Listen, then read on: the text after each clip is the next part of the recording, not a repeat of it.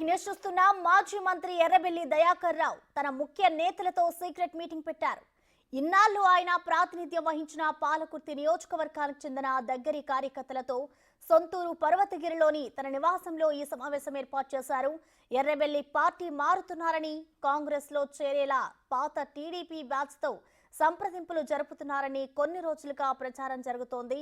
రాష్ట్ర ప్రభుత్వానికి దగ్గరగా సలహాలిస్తూ ఉమ్మడి వరంగల్ జిల్లా నుంచి కీలకంగా ఉన్న ఓ మాజీ సీనియర్ టీడీపీ నేతతో భేటీ అయ్యారని గుసగుసలు వినిపిస్తున్నాయి.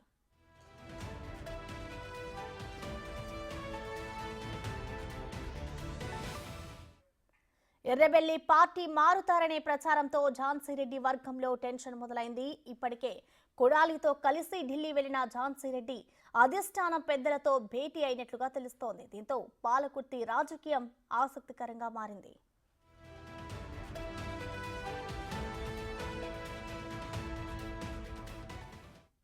ఈ నేపథ్యంలో విభేదాల నుంచి వచ్చిన ఎర్రబెల్లి దయాకర్ రావు నియోజకవర్గ ముఖ్య క్యాడర్తో సమావేశమవడం చర్చనీయాంశమైంది. తనకు పార్టీ మారే ఆలోచన లేదంటూనే లీడర్ల ఫీడ్బ్యాక్ తీసుకోవడానికే ఎర్రబెల్లి ఎక్కువ ప్రాధాన్యం ఇచ్చాడని తెలుస్తోంది. అయితే రాజకీయంగా యాక్టివ్గా ఉండాలని వారు ఎర్రబెల్లిని కోరినట్లు తెలుస్తోంది. పార్టీ మార్పు ప్రచారం జోరుగా నడుస్తున్న సమయంలో విదేశాల నుంచి వచ్చాక దానిని ఖండించకుండా సీక్రెట్ మీటింగ్ పెట్టడంపై ఉమ్మడి వరంగల్ జిల్లాలో జోరుగా చర్చ నడుస్తోంది.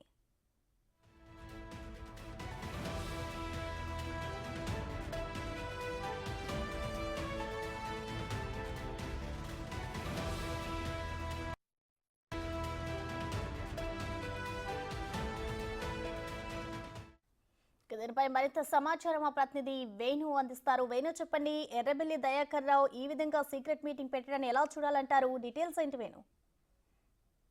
పార్లమెంట్ ఎన్నికల లోపల పాలకుర్తి, అదేవిధంగా తాను ఇన్ఛార్జిగా ఉన్న వర్ధంపేట నియోజకవర్గం, రెండు నియోజకవర్గాల్లో బీఆర్ఎస్ కు భారీ స్థాయి ఆధిక్యం తెచ్చే విధంగా ఆయన ప్రయత్నాలు చేశారు. అదేవిధంగా అభ్యర్థికి ప్రచారం కూడా చేశారు. అయితే ఈ యొక్క పార్లమెంట్ ఎన్నికలకు సంబంధించినటువంటి రివ్యూ మీటింగ్ నిర్వహించాలన్న పేరుతోని నిన్న పర్వతగిరిలో ఆయన ఇంటి వద్ద పాలకుర్తి సంబంధించిన 7 మండలాలకు సంబంధించినటువంటి ముఖ్య నేతలను కూడా పిలిపించుకొని ఆ ఓటింగ్ సరళిపై కూడా ఆయన సమీక్ష నిర్వహించారు. అయితే గత వారం రోజుల నుంచి కూడా ఎర్రబెల్లి దయాకర్ రావు పార్టీ మారుతున్నాడు, అది కాంగ్రెస్ పార్టీలోకి వస్తున్నాడు అంటూ కూడా తీవ్రమైన చర్చ సాగుతుంది. ఈ యొక్క ప్రశ్నలు కూడా తన ముఖ్య అనుచరులు కూడా లేవనెత్తడంతో తాను పార్టీ మారేది లేదంటూ కూడా చెప్తూనే అటు బీజేపీ కాంగ్రెస్ పార్టీలోకి వెళ్లే ప్రసక్తి లేదు, 2028లో సీఎంగా కేసీఆర్ ను చేసే వరకు కూడా తాను విశ్రమించినట్టు కూడా ఆయన చెప్పారు. కానీ గత కొద్ది రోజుల నుంచి ఆయన విదేశాల పర్యటన చేసిన తర్వాత కీలక బీఆర్ఎస్ ముఖ్య నేతలతో ఆయన కూడా మాట్లాడినట్టుగా తెలుస్తోంది.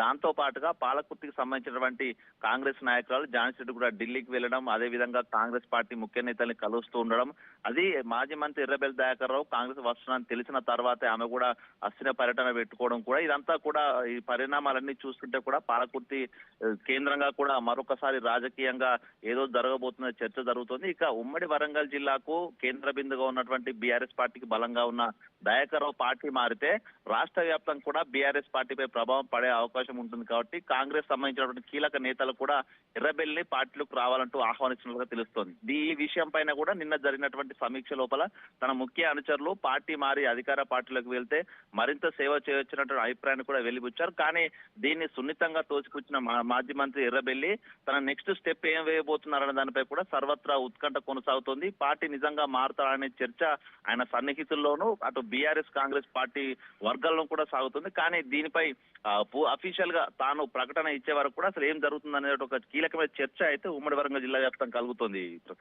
థాంక్యూ వేణు.